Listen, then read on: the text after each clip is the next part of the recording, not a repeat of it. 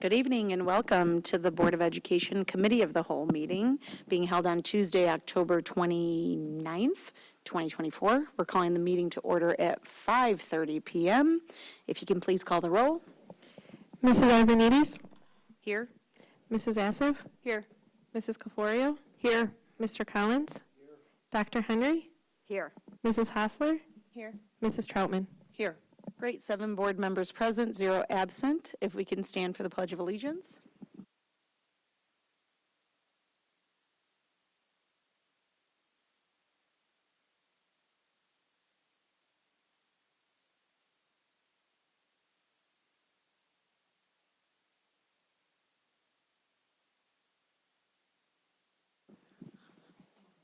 I don't believe there are any public comments, being that no one else is in the room except for us, and Jan's doing fine over there. Okay. Then we'll skip and go to number 3, reports and presentations. I'll turn it over to Dr. Campbell.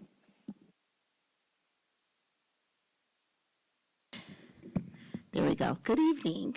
I was just making a comment on our way up that we strategically picked the warmest evening in fall during this wonderful fall season to come together and have our committee of the whole. So that is a gift. Also a gift tonight will be to look at some really great celebrations of the work that has been done by our administrators, our school teams, our teachers, and staff members over the course of the 23-24 school year.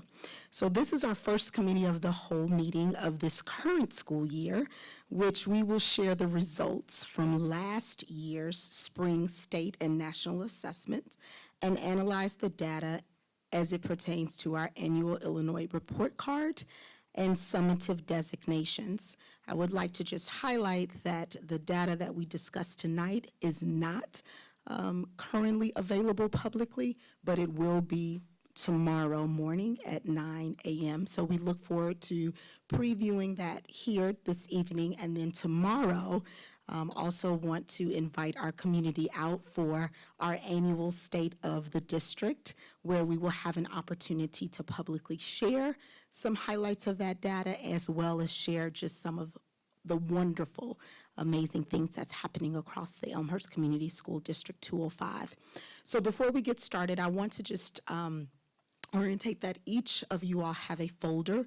On top of that folder, you have a copy of the PowerPoint that we will be walking through.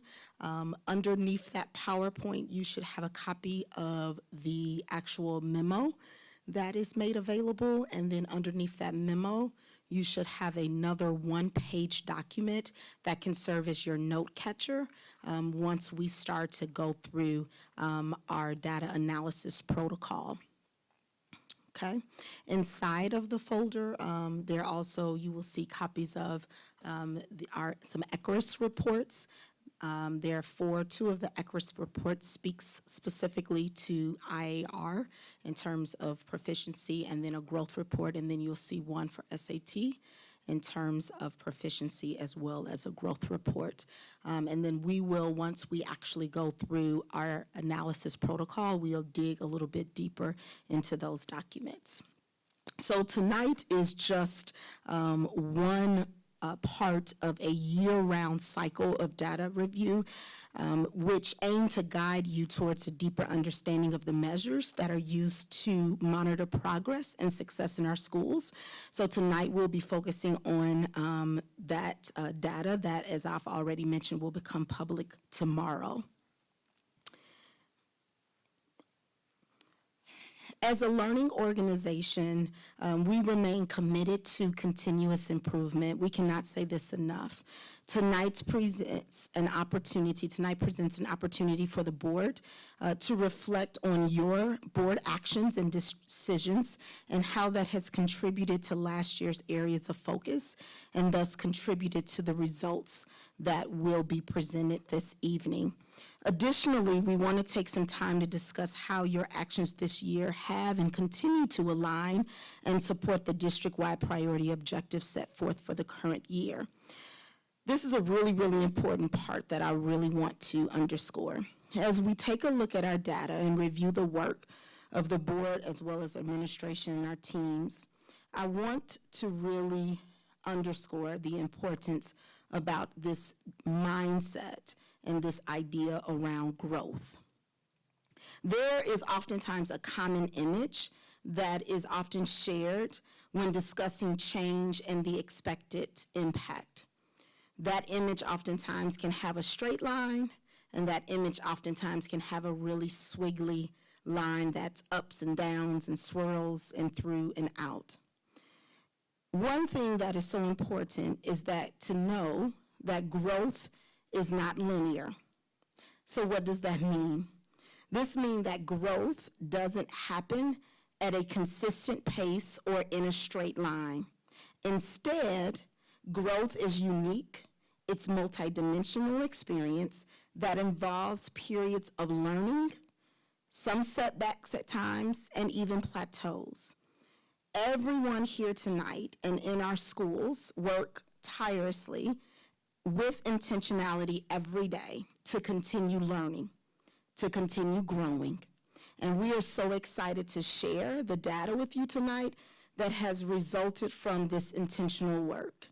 And you will see in this data that there will be moments of growth, and then there will be moments in which we underscore our continued opportunities for growth, and we look forward to having those discussions with you on tonight. So we will review, we'll do some reflection, we'll do some identifying, and then we will also give the board an opportunity to discuss how they will continue to engage in our 24-25 priorities to support the strategic work that is taking place. Our agenda is as stated here, and I'm going to move on to reflect on our impact. So I want to just give the board just a few minutes to kind of reacclimate ourselves to last year priorities, and just want to give you just a few minutes at your tables to just think about last year priorities as it relates to student success, learning environment, and what are some of the highlights, the things, the conversations you recall having as a board team last year around these priorities. I'm going to put 5 minutes on the clock, but if we don't need all of that 5 minutes, we'll be happy to kind of come back prior to that.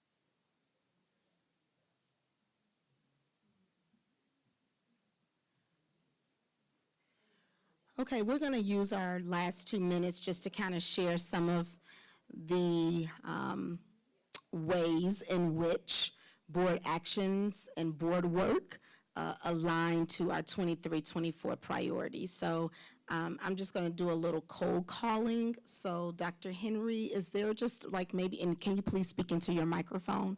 Is there just one or two actions and things that you all shared?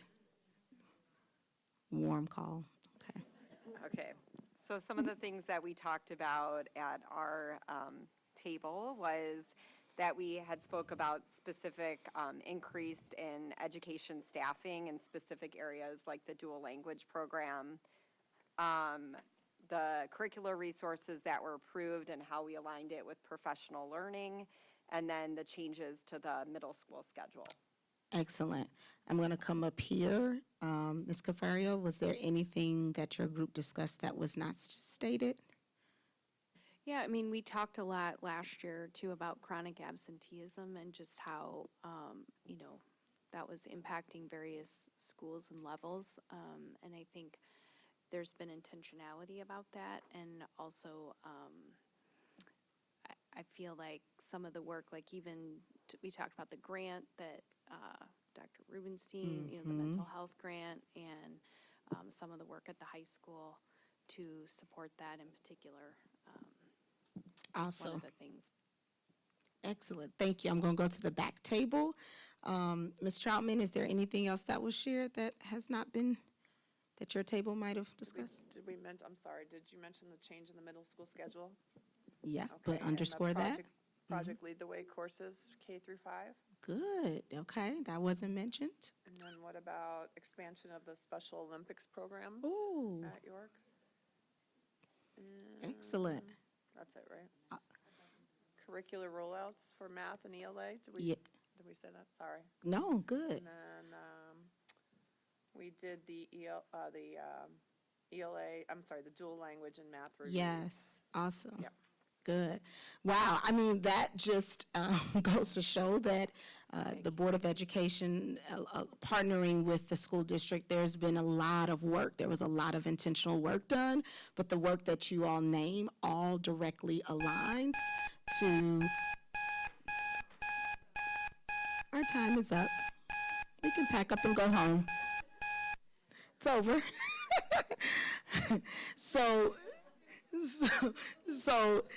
So much intentional work has been done, and so I want you all to kind of keep some of those items that you just named in mind, because after we go through the data, we're going to come back at the end, and then you're going to be able to identify and just kind of connect the dots to the decisions and the work and the board work that has taken place. And the work actually that is taking place, that took place last year district-wide, and how that then directly shows up in our data, right? This idea of alignment and making sure that the things that we're doing has a intended impact on elevating student outcomes. And if and for some reason things don't, or the data says that it doesn't, then allowing us to kind of reflect on that and then make some adjustments in our planning. So thank you so much for engaging in that. We're going to just briefly, we've shared these slides previously, so we're not going to spend a lot of time on them, but we've shared kind of like the short history of how the state summative designations have come about. I really want to just highlight, if you can see, there is an additional row that was added at the bottom. And we've already received some updates from the state that there will be potential revisions to summative designations criteria moving forward. This is no surprise. We know that there was a change in our state assessment at the high school level, and so there are still some other conversations that are in play. The State Board of Education will and has been engaging, and so any time and opportunity that administration from District 205 is able to provide input, I'm so appreciative to some of our colleagues that are sitting in the room. Were very engaged when they were writing their literacy plan. They are now moving towards a statewide math plan. as well as looking at ways to revise the summative designation. So next year this time, we will have another row potentially added to share what some of those changes are. As a reminder, our summative designations across our elementary and middle school in York and as well as the high school are comprised of these various categories and weights. And with that, as you can see,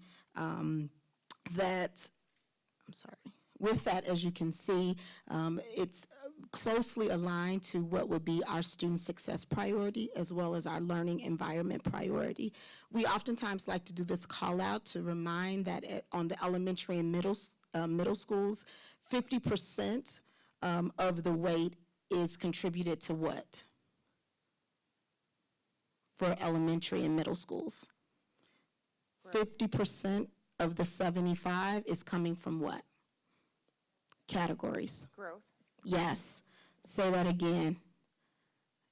Student growth. Student growth. So on the elementary and middle schools, I want us to be clear about this when we start looking at individual data. The largest portion of that student success is about student growth. On the high school side, where do you see 50% of that 75 is coming from what category? In the Graduation rate. The graduation rate, exactly. And then you can see the other percentages and how they lay out accordingly.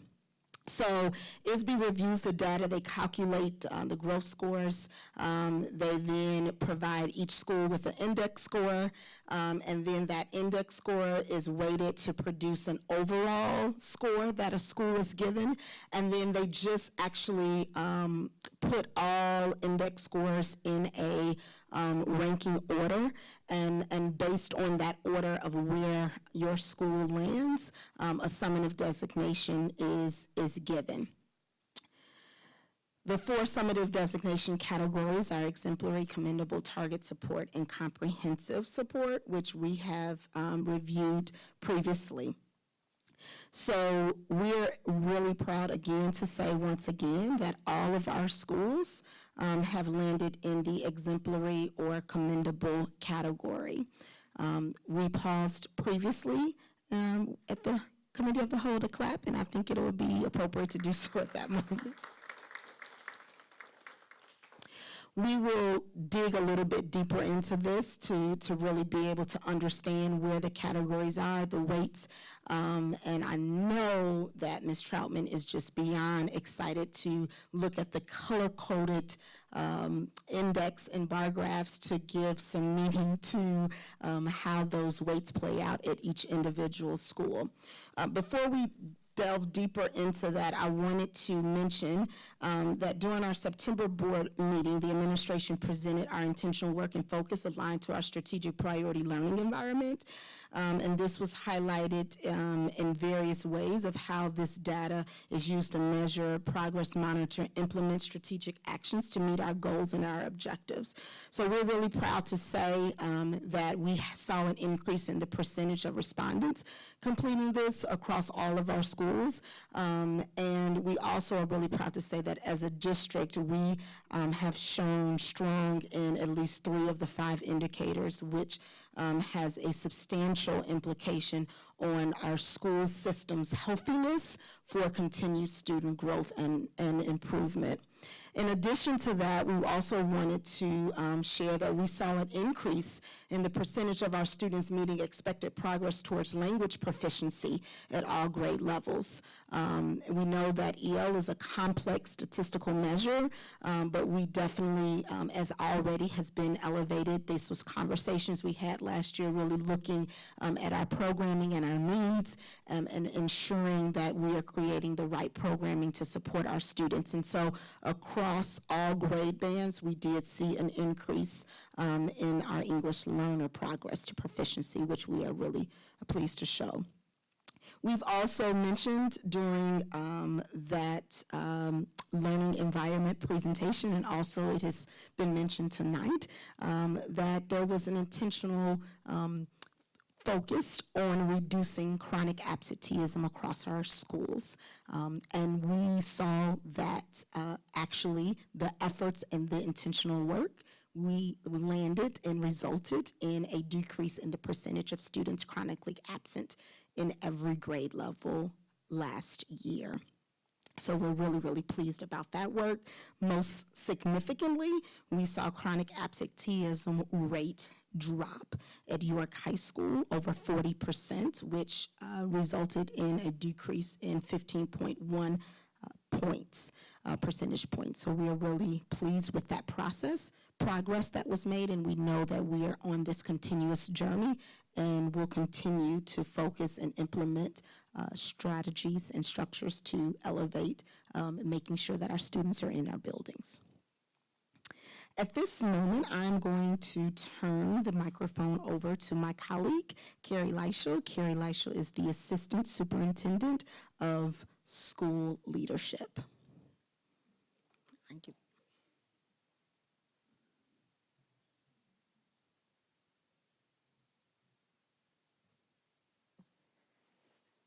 Thank you, Dr. Campbell. I am going to review, Dr. Campbell reviewed the district-wide metrics that are used in elementary, middle, and high school, and so I'm now going to take us through metrics that are specific to the high school, and then we'll transition to elementary and middle schools. As Dr. Campbell shared previously, I want to just briefly reorient you to the summative designation criteria for high school. We'll now take a moment to review the data that we haven't already previewed. We will start by looking at the composite graduation rate, which is the largest portion of York's summative designation, accounting for 50% of the overall designation for York.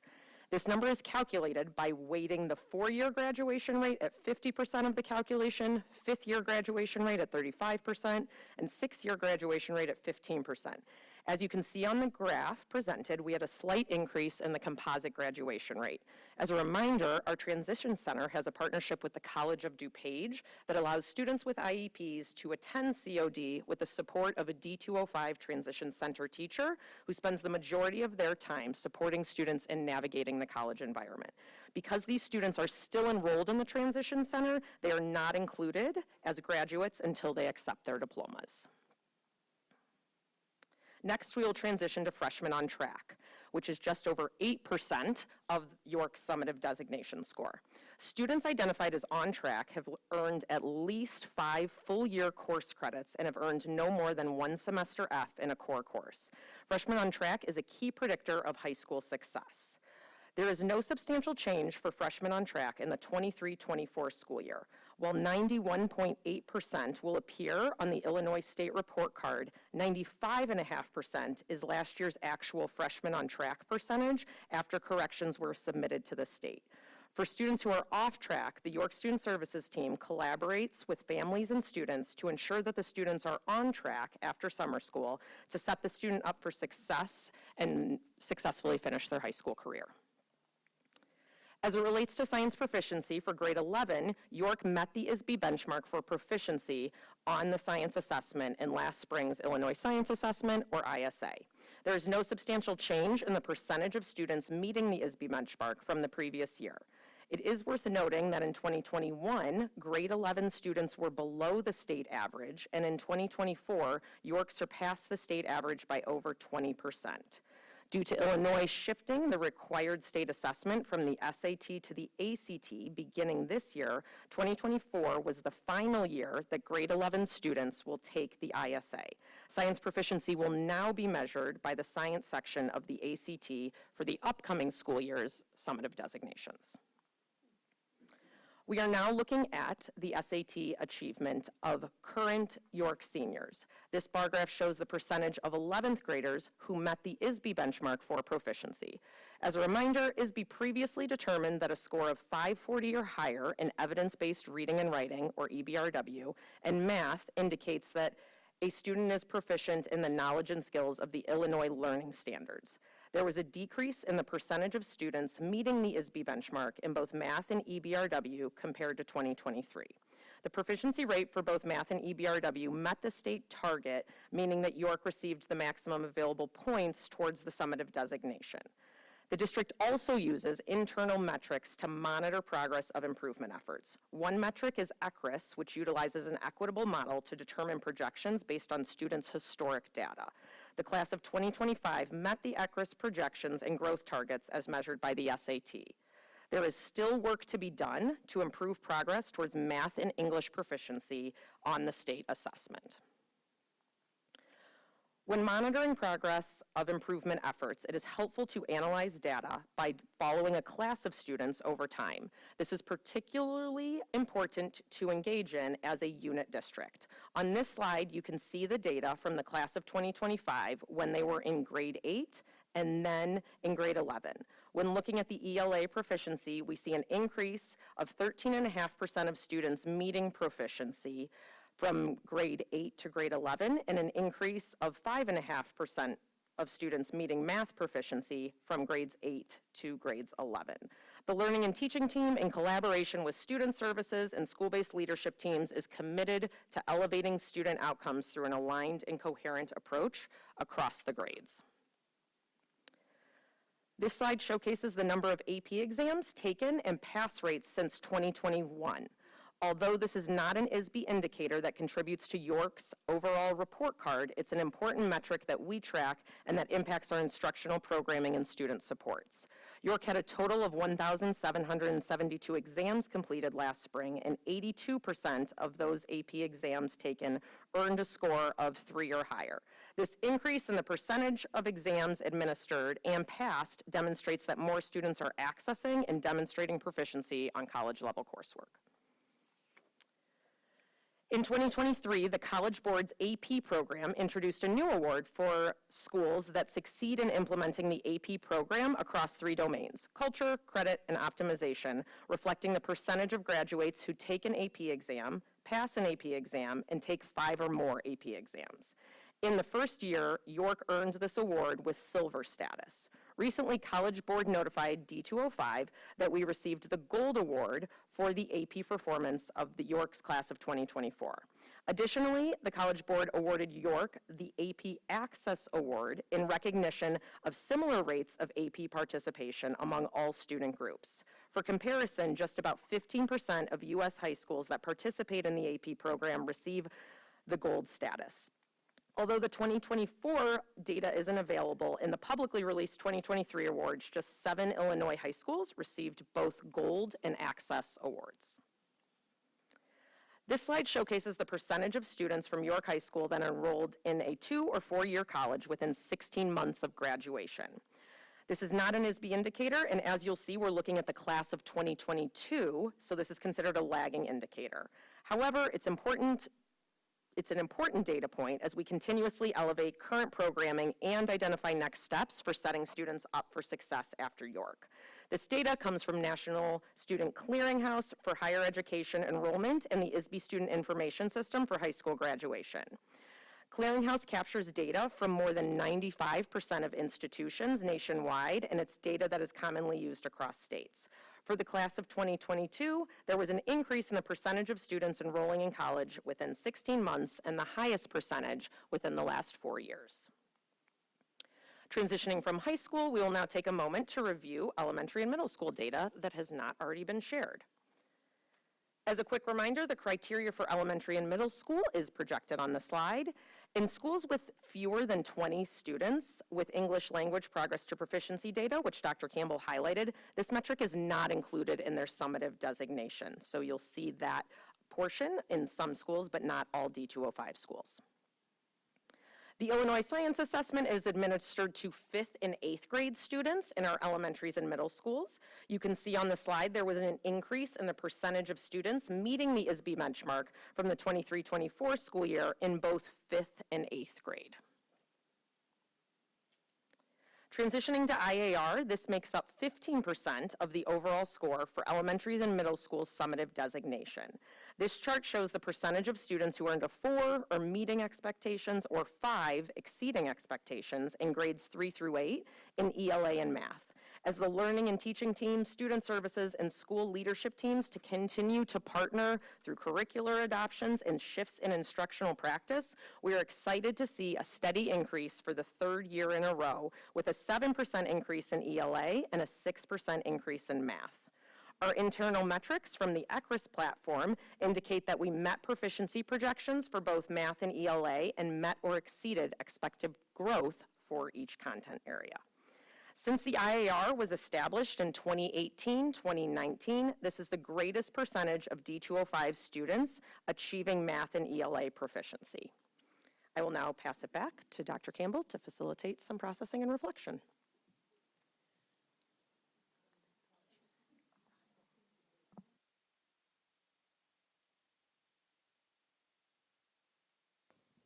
Okay, so at this time, we're going to give table groups about 5 minutes to just kind of process some of the information that you've received, as well as some of the data that you previously reviewed in your board packet.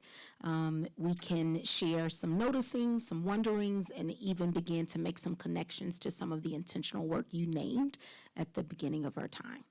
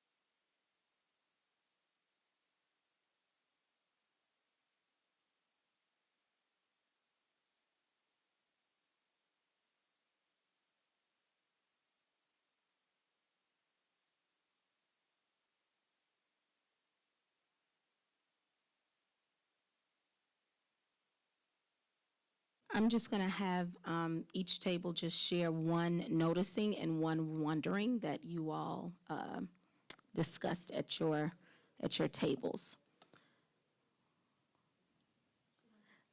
Yep, so we're going to, each table group is going to just report out one maybe noticing and one wondering. Are Yeah. you looking at me Please, to start? yes, I am. Dr. Campbell, thank you. So, my microphone is on, thank you. She made eye contact. All right, so we had the advantage of having our friend Mr. Welton here show, we went back through some of the slides because it's a lot of information and impressive information, but one thing that we noticed was the double-digit growth in the IAR results for both math and ELA, but really specifically over the course of a 4-year period. So to see ELA proficiency increase by 26% is remarkable over the course of 4 years, but then also to see math with an increase of 16% proficiency is also impressive. So that was one thing we noticed. You all want to share one wondering? You want me to share one? Sure.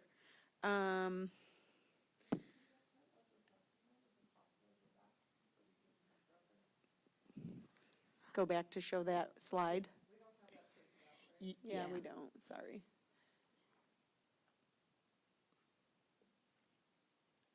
There we go. So looking at 2021 compared to 2024 and that tremendous growth, and referring it back to some of the ELA curricular changes or implementations that took place, and then some of the math ones that we're currently implementing today. Excellent. Great. And then a wonder we had was really kind of related to the Illinois Science Assessment and the change to moving forward to using the science portion of the ACT in the state assessment, in the report card. And just wondering how that will align since our curriculum, I remember from the past, has been aligned to NGSS. And I just wonder what the science portion for ACT will look like, and if it will align similarly Yes. to what we're doing in our curriculum. That's a really great wondering. Excellent job. Let's go over, I think, Ms. Assif, you were ready? One. Okay, they stole your, okay, that's okay.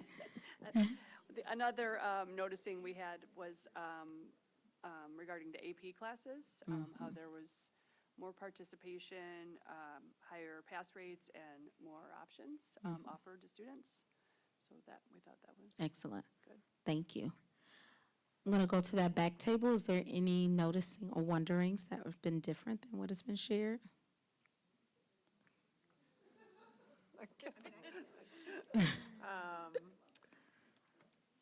So what I noticed is that, what we noticed is that although we met our target in that SAT, isn't the SAT growth, only 50% of our kids are kind of meeting that. So it kind of, to me, seems like I don't know, I'm missing the word, a missed opportunity for growth. And I'm just wondering, because it definitely seems like that's a struggle for our kids if only 50% of them are meeting that, even though we got all the points. That doesn't necessarily make us feel great about only 50% of our kids meeting their target. And we're wondering how, with the switch to the ACT, how are we going to address that? And then we kind of turned into a discussion about the number of kids that have taken advantage of the SAT prep over the years, and how has that impacted their success or on the SAT and now the ACT. And yeah, go ahead. Yeah. And then one thing that we noticed, or were wondering, is that what we're on? Wondering about the science tests that's taken in 5th grade and 8th grade is because of some of the changes that we made this past year in our middle school day and full year science and social studies, if we'll see that reflected in next year's data with those changes that were put in place. Yeah, Great. Those are all really, really good noticings and wonderings. So at this time, I'm going to turn it over to my colleague, Ms. Katie Lyons, Assistant Superintendent of Teaching and Learning. Okay, thanks, Dr. Campbell. So just a brief highlight here. We wanted to bring it back to what Dr. Campbell started talking about, which is this intentionality to continue to learn and grow over time, and how important it is for us to stop and monitor progress at particular benchmarks and look at kids over time. And so the first slide talks about and highlights our current freshmen as we take a look at their ELA and math proficiency over time. And so when you take a look at the ELA proficiency table, you'll see our current freshmen's data from 5th grade, as indicated on the Illinois Assessment of Readiness, their standardized assessment proficiency, 45.4%, and then we'll see those same kids at grade 8 in 2024, and we see an increase of proficiency, almost 30%. And then in math, you'll see an increase of about 18% over time. Again, this is really important for the learning and teaching team to work together with student services and school leadership teams to really take a look at the learning over time, the impact over time as it relates to instructional improvements and instructional shifts.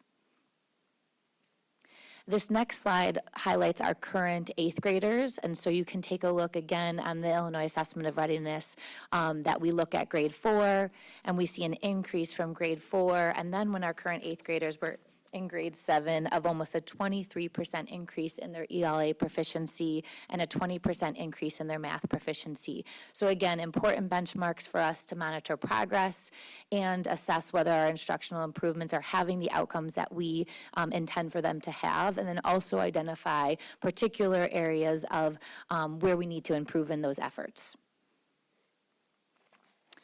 This is not a data point that's included in the summative designations for schools, but for us, it's also important for us to take note of the particular programming that we have in our buildings.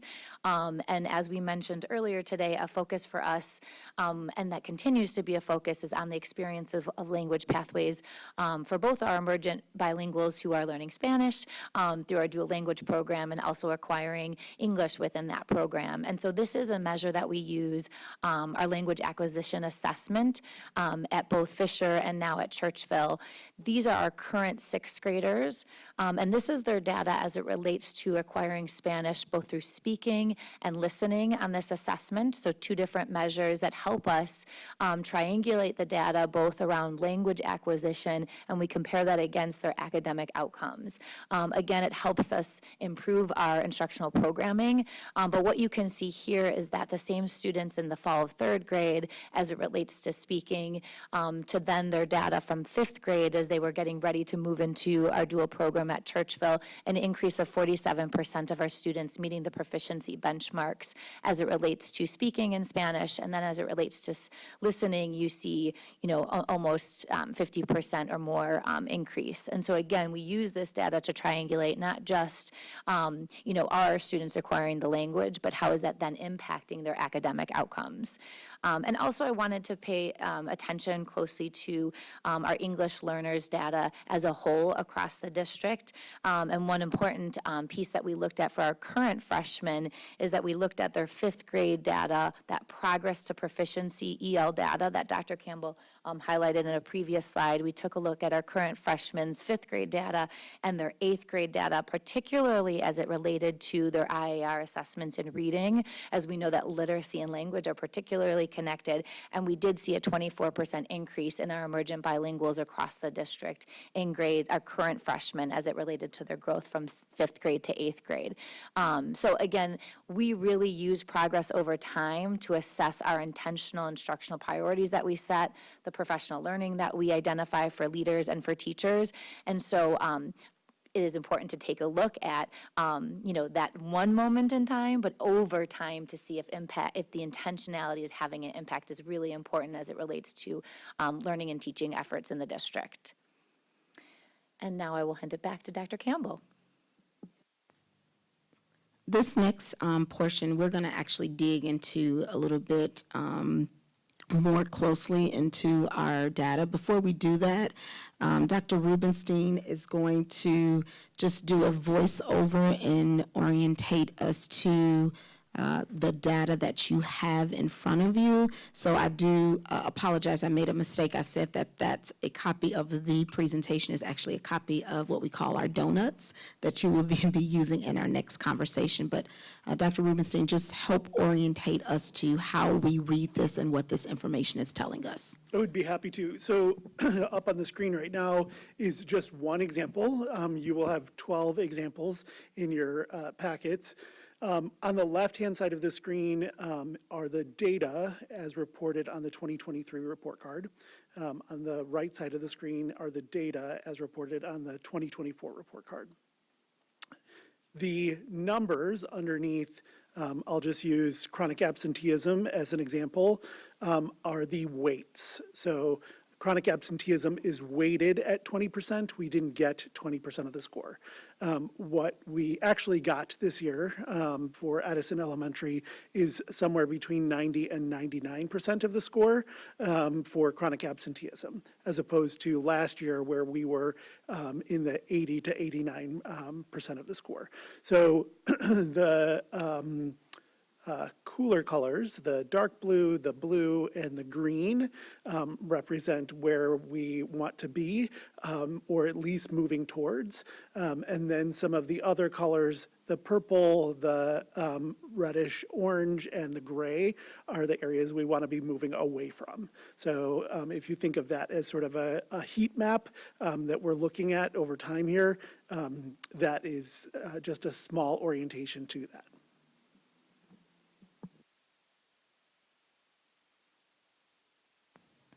Are there any questions about the orientation to the visual before we move on? Okay.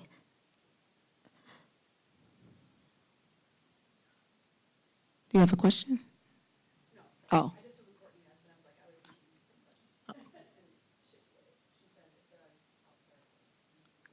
Can you, no, that's good. Can you just can you repeat it, but can you speak in your microphone?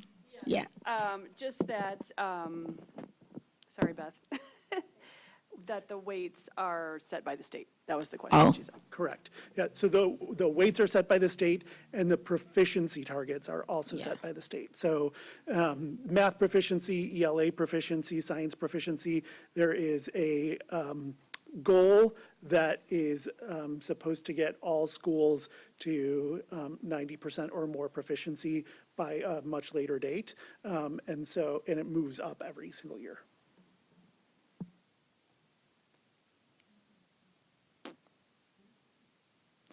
Okay, so what we're going to do now is we have if you look at your table mats, which was the document that that was right under your donuts, and it lets you know, if you look at the top of that, it assigns you to a group, and under that group, it tells you what schools you're going to really kind of closely look at. So each group has elementary schools into a particular middle school feeder, and then each group also has York High School, okay? This first 7 minutes, you're just looking at your elementary school, your middle school, as well as your York High School, and you're just sharing as to what facts do you see. So this is where we're not interpreting, we're not analyzing, we're just looking at what is the data telling us. So this is really hard, we're not going to make any judgments, just what do you see in the data, okay?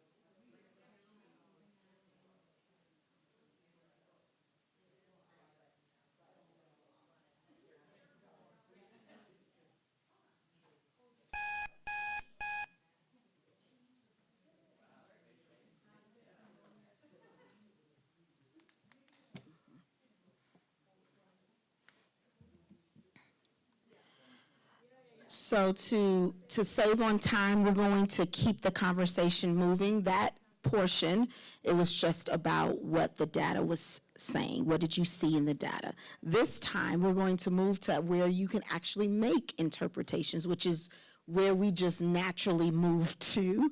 This is the time where we're saying, what does the data suggest? What are some of the assumptions that we make about our schools, students, and learning, okay? So you have 7 minutes for that.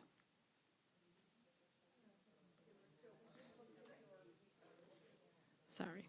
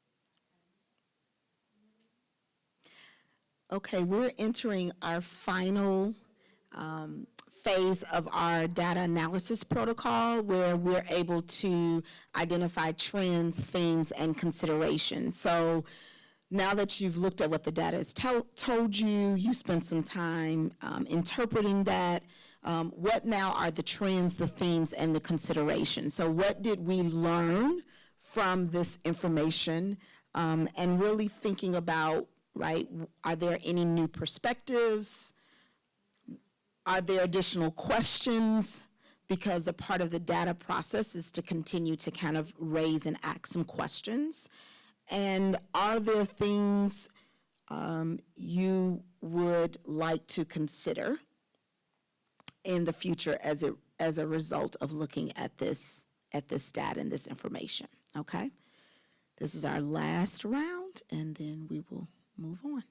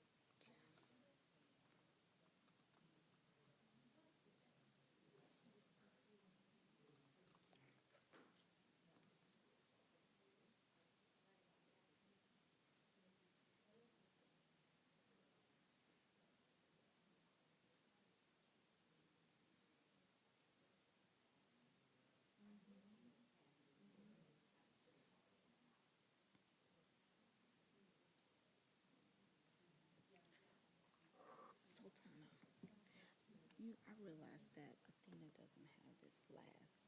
She needs this document with this question. Well, I guess it'll be on the screen. So we'll just have it up. Yeah.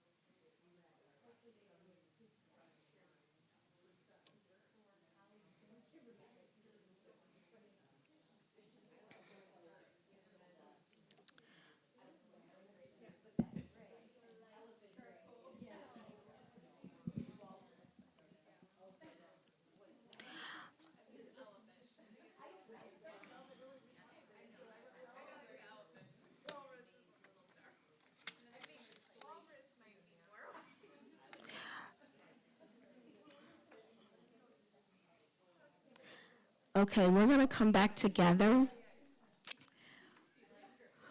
So what we're going to do is we are going to kind of share out at this particular phase. As you noticed, we did not deliberately pause after phase 1 and 2, but we will at this particular phase. What did we learn from the data and the collective input from one another? So I know there were very rich conversations that happened on your Committee of the Whole data discussion protocol. We actually identified who would report out. So Group A, I have Ms. Hostler reporting out. Group B, I have Group B, I have Athena Arvanites reporting out, and then Group C, I have Kara Cafario reporting out, okay? So who would like to kick us off?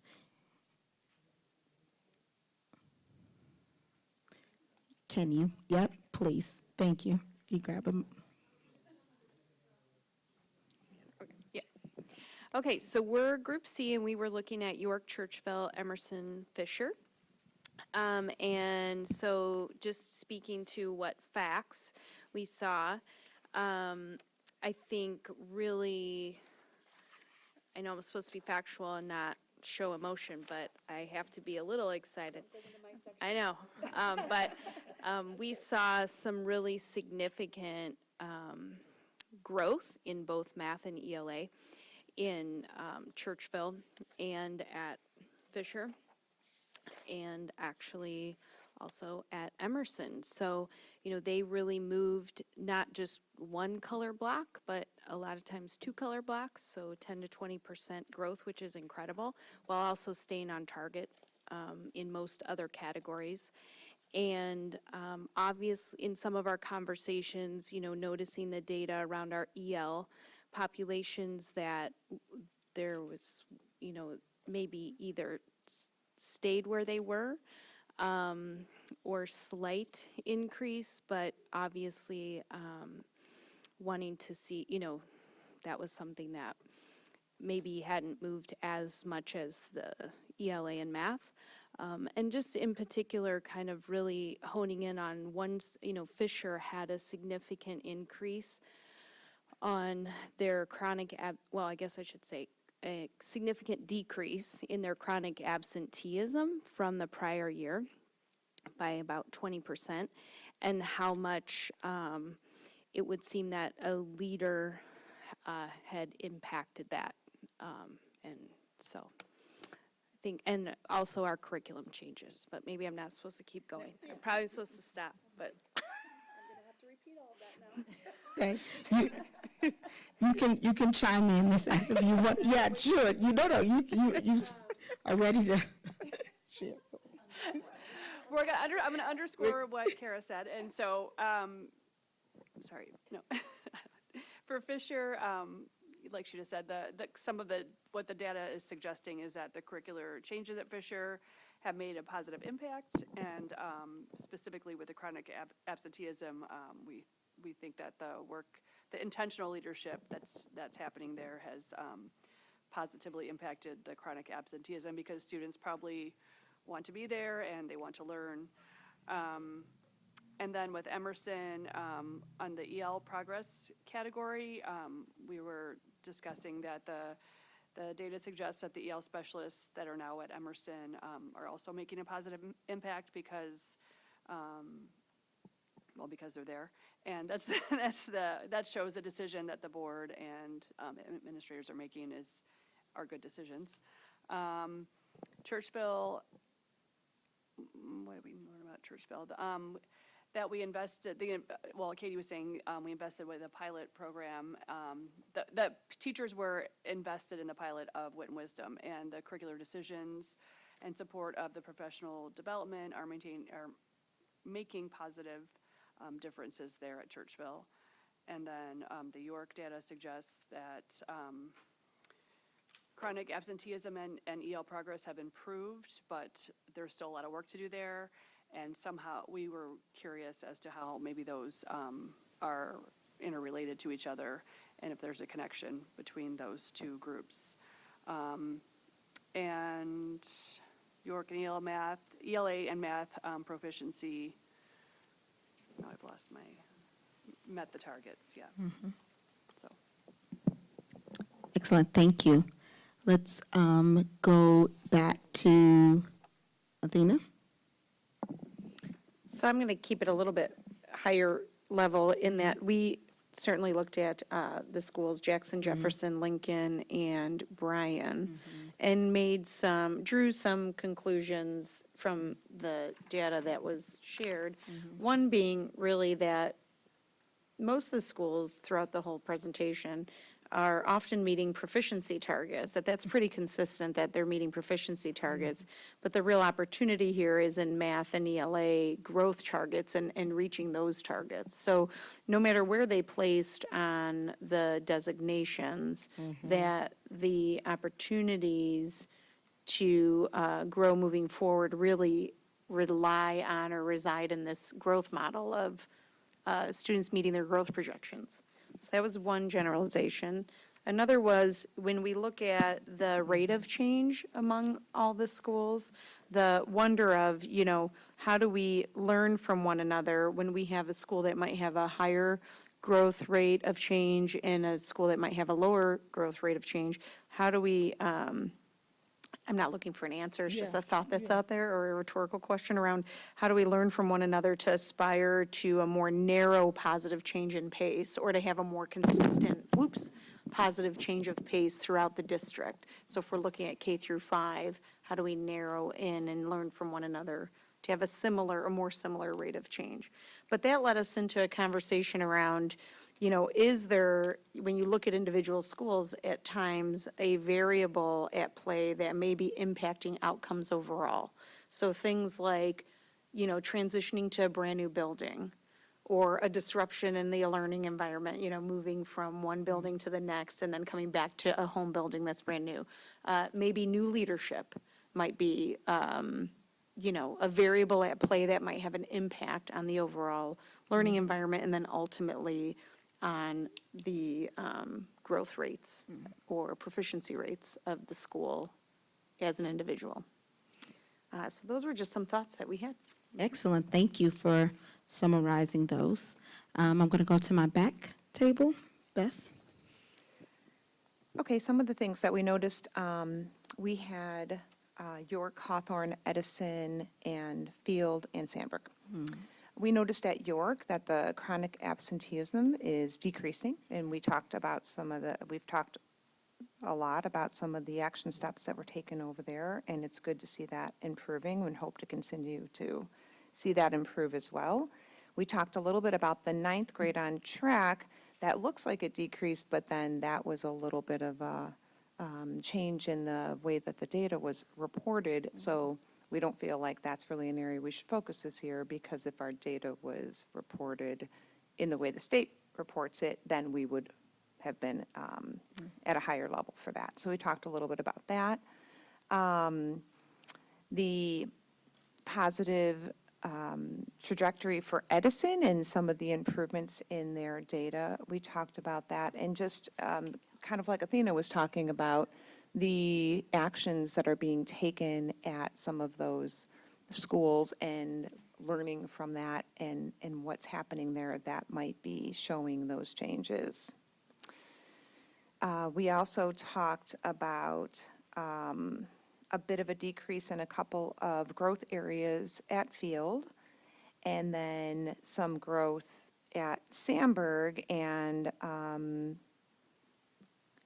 the new leadership there this past year, and just talk through a little bit of that.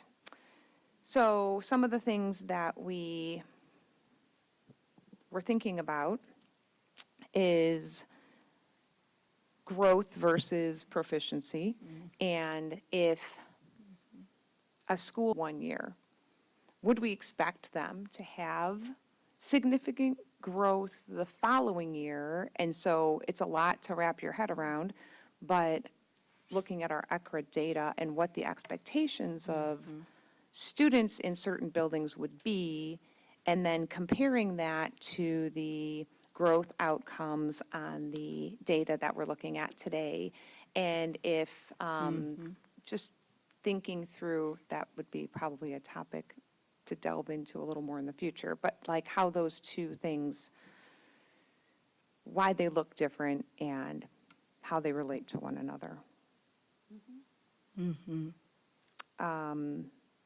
And then just thinking about what, in some of these areas that we'd like to see more improvement, some of the actions that we've already put in place across the district that are being done now, and what will continue to be done to focus in on those areas like EL growth and some of the chronic absenteeism areas and things like that. It's something we'd like to hear about in the future. Excellent. Thank you all. Thank you so much for engaging in that data analysis protocol. There were really, really rich conversations that were happening, and so I really appreciate your engagement. I want to go back to what I stated at the beginning of our time together, is that as a district, we are committed to continuous improvement. We oftentimes say in our spaces, as a cabinet team with our leadership team, that we are a learning organization. And if you recall when we were going through the strategic plan process, the idea is that you plan, you implement, you then pause, look at your data to see, are you actually receiving the intended outcomes? You reflect on that. Sometimes you need to make adjustments. Sometimes you're saying, man, we're doing the right work and getting the outcomes that we want, so we still continue with that. And that cycle of continuous improvement is cyclical. It continues. There were several highlights. I just want you to know that we are really proud of so much, and we have so much to be proud of. And there were several highlights shared in tonight's data, as well as some data points that grabs our attention and really points to that continuous improvement efforts for us to continue to reflect on our strategic work as a board, as a school administrative team, and I can guarantee you that reflection has continued to take place at the school team and the school level. This data that we're reflecting on is last year, but we're in the 24-25 school year. So what that means is that our work has continued. We're pausing to reflect on the outcomes of last year, but the reality is we are well into our 24-25 school year, and as we've shared in various presentations to our board and to our community, we've outlined our key priority objectives as it relates to student success, learning environment, financial and operational effectiveness, as well as community outreach and engagement. And so we will continue to align our work as a school administrative team, as a cabinet team. We will continue to align our work to ensure that alignment directly drives down to each classroom across our district so that we create and continue to create and maintain a really rich, robust learning environment for all students and all learners. At this time, I am going to pass the microphone over to our board president for Athena Arvanites to lead the team in this final moment of reflection. Before we do that, I'm going to ask if you, Rudy, if you can refresh whoever has the PowerPoint. Sultana, go back and refresh it because we just made an update. Can you click out and refresh so that we can make sure that the update for that last slide is reflected on the screen? Well, that doesn't look good. Spiral of logo.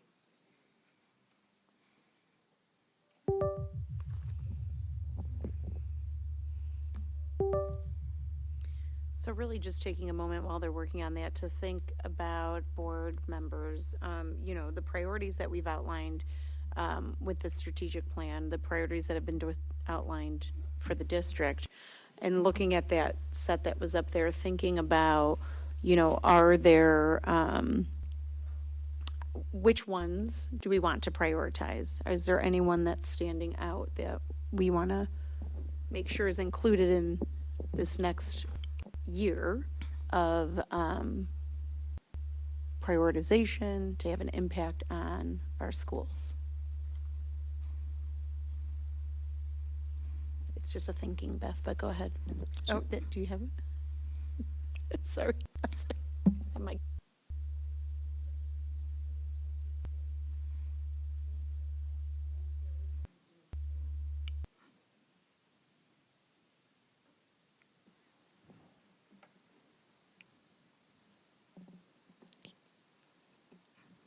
So each year we That's provide it. feedback to the administration around, the set goals for the year.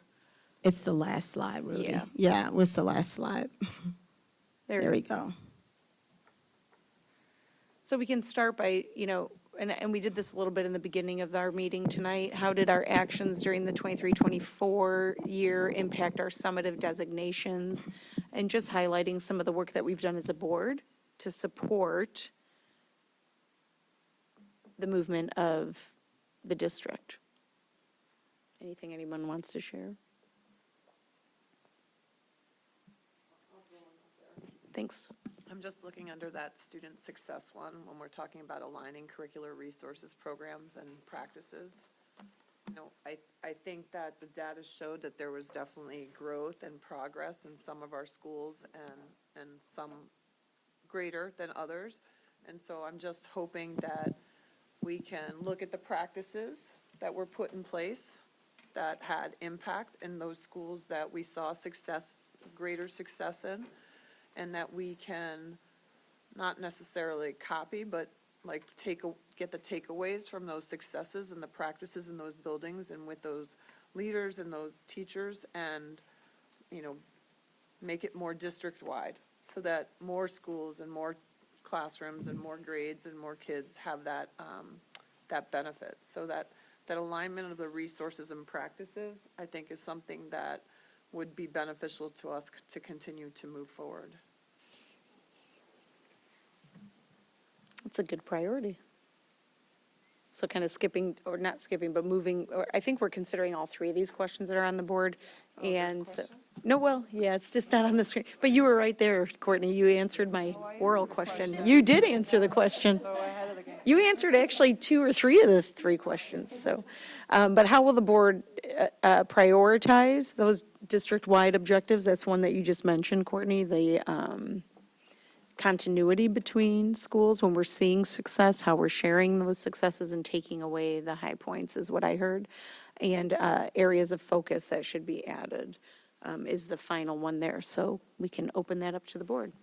And I see Beth, then Kara. I was just thinking about some of the review of our EL and dual language practices and some of the things that we put in place there.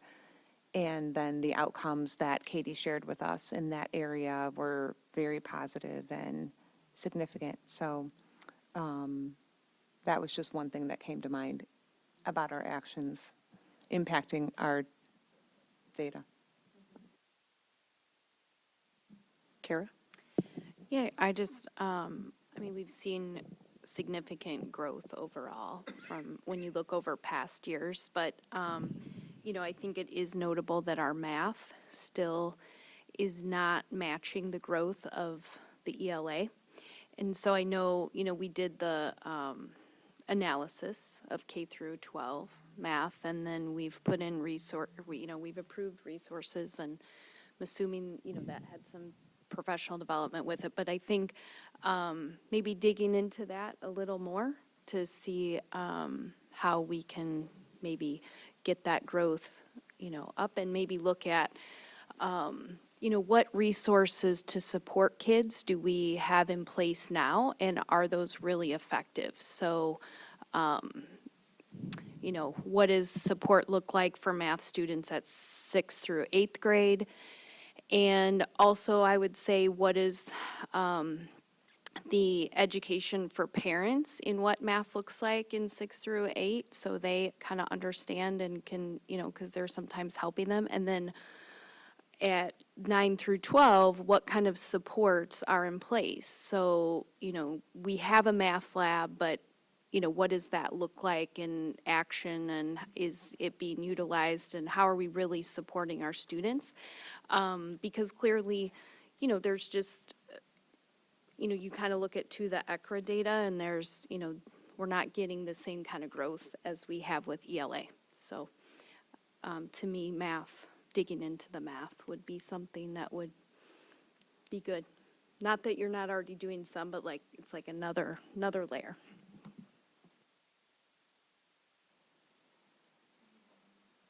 Go ahead. One other thing I was thinking about is the shift from SAT to ACT, and I know work's already being done in that area, but I think we're always thinking about the actions that we've taken and then evaluating, was that effective? Is there another way of doing it, or do we need to make a shift? And I was just curious, thinking about the SAT supports that we had offered to our students and that they had increased over time. And just thinking about what that'll look like for the ACT. Was that support effective for students? Are there other ways of doing that, or different avenues for offering support for the ACT that might have different outcomes? And so just in the supports in that area, I think that's something I know, like I said, I know already we're doing that for students, but just an area to keep a focus on.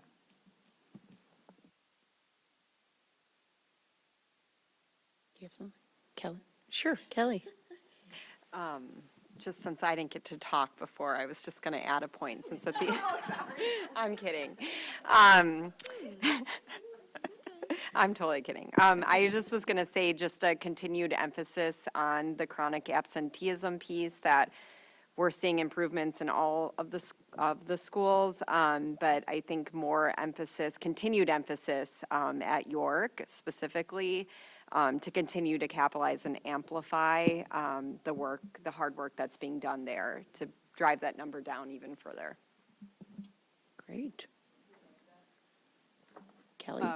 We were just talking here too, that trying to maybe drill down on that chronic absenteeism on particular groups, and how, what's changing from, especially when we were looking at, Emerson, Fisher, Churchville, and then on to York, those absentee numbers are going up, so they're getting worse. And so, what does that mean, and what's changing year to year and from level to level, and what's happening when students enter a new school, and maybe looking at just different, drilling down on that a bit and looking at what is happening exactly, and if we can make any changes there. That's it. And just to clarify, when you say getting worse, you're talking specifically about the percent of absenteeism from each band, as from the elementary band to the middle band to the, yeah. Got it, okay. Yeah, yeah. Good, just wanted to clarify that point, yeah. Got it, thank you. Okay. I just wanted to say, I really appreciated the cohort data, like looking at cohorts over time. I think it shows like a completely different picture, and I really like seeing that information alongside this other snapshot data, and I just want to say thanks for offering that alongside, because it's definitely gives more information over time. Kara? Yeah. Just following on to all the absentee piece, I think, we had the high school came and presented, the Dukes, I guess. We are Dukes. Thank you. I know, how could I? The Dukes. You just created a new one. I look at my sign this morning. The Dukes. The Dukes. But just, like there has been a lot of action that's been, we've all observed it, noted, they've come and reported. But I think digging into that, like, clearly that hasn't been enough. And I know that I don't want to sound like the work that's been done hasn't been appreciated, but like noticing that the numbers haven't moved as much as maybe we'd hope for the level of work, So what else, what questions or what things are being missed that would help make the absentee number go down? Got it. So I'm going to summarize a little bit if we're there. Are we there? Okay. Just making sure everyone shared. So in summary, I think what I heard was a few things when we talk about priorities or things that the board is interested in moving into this next school year or this next cycle of data and in our continuous improvement model.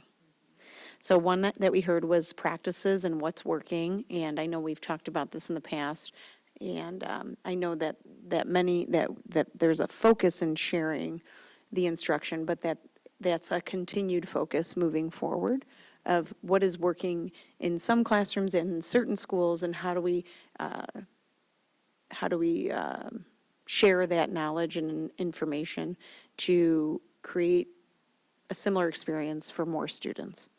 The other one that we heard quite a bit is absenteeism, and of course that also being a area of priority, and the switch from SAT and ACT, and what that impact might not just be on, or what that impact is not only on students, but also on how we are tracking and measuring student growth over time, resources available to students and supports. And really, the last one is around math. And I think if I could put my own voice in there for a second, when we did the ELA audit a few years ago, I think it was one of the first things Dr. Campbell initiated in the district, we saw an almost immediate impact on student learning and proficiency. But that also was, 3 to 4 years ago, and now we're seeing the even greater impact of that work. And just reminding us that with math, we're hoping to see a similar impact, knowing that this audit just took place last year and that there's a real great opportunity there for all of our students moving forward. So the hope for me is that the work and the energy put into the K-8 math curriculum, teaching, learning, instructional strategies, that we are going to see the same, you guys know I love this phrase, pace of change, when it comes to the math curriculum, K-12, in the same way that we've had the luxury, of course, to kudos to all of your hard work in seeing that happen with the ELA program. I'm also interested, I'm just kind of putting this in the air. So those are the 4 areas I think the board just voiced in priority or focus. I'll call it focus more than I will priorities. The